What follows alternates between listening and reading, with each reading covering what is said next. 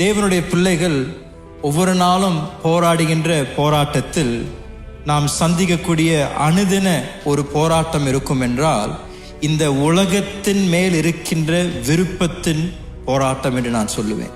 நாம் இந்த உலகத்தில் வாழ்ந்திருந்தாலும் இந்த உலகத்திற்கு நாம் சொந்தக்காரர்கள் அல்ல. இந்த உலகத்தின் விருப்பங்களோ வாஞ்சைகளோ நம்மளுடைய இருதயத்திற்குள் வேரூன்ற நாம் அனுமதி கொடுக்கக்கூடாது. தேவன் உங்களையும் என்னையும் ஒத்துப்போகின்ற ஒரு சந்ததியாக தேவன் நம்மை அழைக்கவில்லை.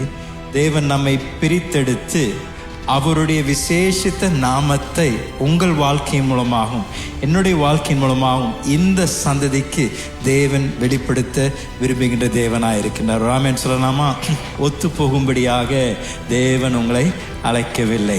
இந்த சந்ததிக்கு ஒரு சாட்சியாக இருக்கும்படியாக தேவன் உங்களையும் என்னையும் தெரிந்து கொண்டிருக்கின்றார். இந்த கலாச்சாரம் நம்மை மாற்றக்கூடாது. நாம் இந்த கலாச்சாரத்தை மாற்றணும். தேவனுக்காக எழும்பி நின்று தேவனுக்காக சாட்சியுள்ள வாழ்க்கை வாழும் விதத்தில் நாம் இந்த கலாச்சாரத்தில் ஒரு தாக்கத்தை ஏற்படுத்துகின்ற ஒரு சந்ததியாய் இருப்பது அவசியம்.